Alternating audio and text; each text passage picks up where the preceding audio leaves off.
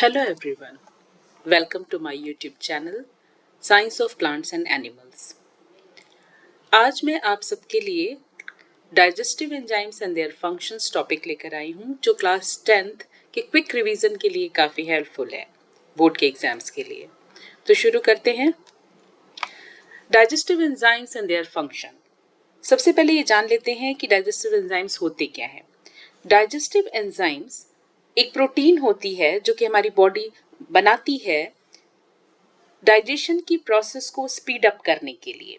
तो enzymes are the biological catalyst actually, जो कि डाइजेशन में हेल्प करते हैं। डाइजेस्टिव सिस्टम जो ब्रेक डाउन करता है फूड का स्मॉलर मॉलिक्यूल में, ताकि बॉडी उस फूड को एब्जॉर्व कर पाए और उसका यूज कर सके एनर्जी, ग्रोथ और रिपेयर की प्रोसेस के लिए।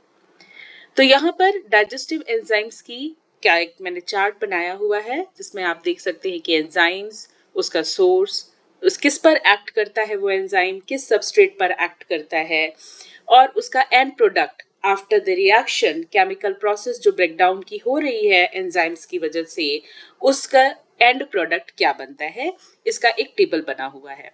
तो हम सबसे पहले शुरू करते हैं डाइजेशन की प्रोसेस से शुरू करते हैं। यहाँ पर मैं पैरेलली आपको डाइजेशन कैसे हो रहा है स्टार्टिंग फ्रॉम माउथ वो भी बताती जाऊंगी।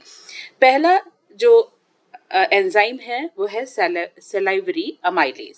सलाइवरी अमाइलेज जैसे कि आपको नाम से ही लग रहा है, ये सलाइवा जो कि हमारे माउथ में निकलता है फूड के डाइजेशन में हेल्प करता है।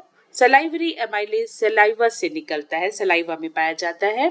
जो भी फूड हम च्यू करते हैं, च्यू करते हैं हम अपने मोलर और प्री मोलर की हेल्प से, तो उसी समय हमारे माउथ से जो सलाइवा निकलता है उस सलाइवा में अमाइलेज एंजाइम होता है, और यहीं पर सलाइवरी अमाइलेज जो स्टार्च होता है हमारे फूड का, जो कार्बोहाइड्रेट वाला पार्ट है, उस पर वो अमाइलेज रिएक्ट करता है एंजाइम और एंड प्रोडक्ट बनाता है माल्टोज, जो कि सिंपल शुगर होता है। इसके बाद हमारा फूड आता है ऑसोफेगस में।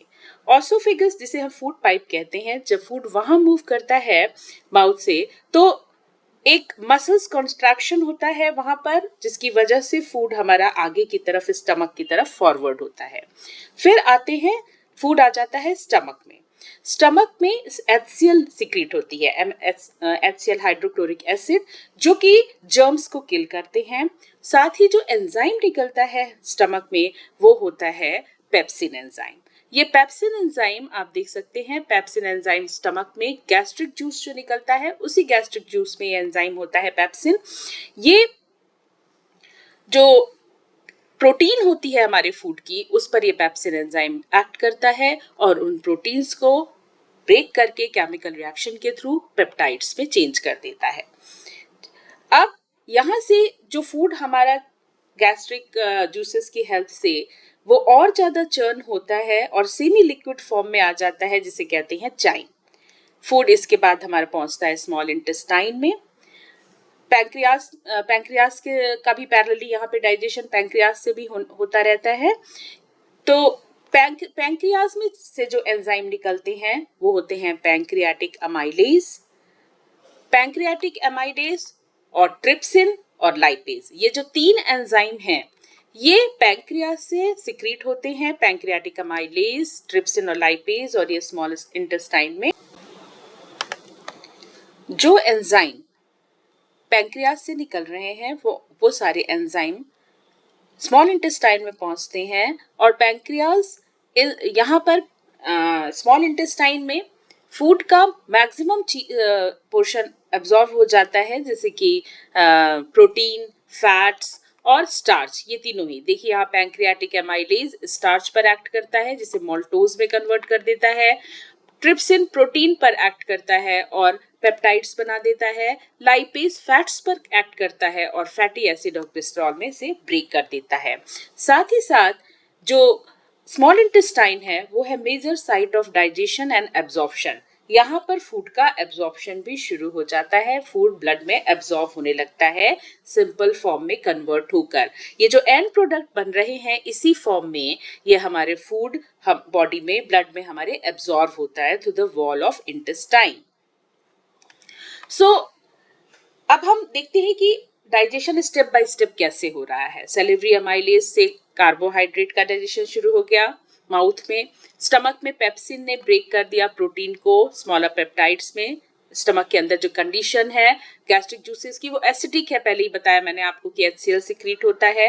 फिर स्मॉल इंटेस्टाइन में पैंक्रियाटिक एंजाइम अमाइलेज, ट्रिप्सिन और लाइपेज, हाँ, और इसके अलावा intestinal enzyme maltase, sucrase and lactase. इस आप टेबल में देख सकते हैं कि मॉल्टेज, सुक्रेज और लैक्टेज, ये जो स्मॉल इंटेस्टाइन में निकलने वाले एंजाइम्स हैं, ये जो डाइसेकेराइड्स होते हैं, डाइसेकेराइड्स हमारे कार्बोहाइड्रेट हैं। कार्बोहाइड्रेट का क्लासिफिकेशन आप हायर क्लास में पढ़ेंगे कि मोनोसेकेराइड, डाइसेकेराइड।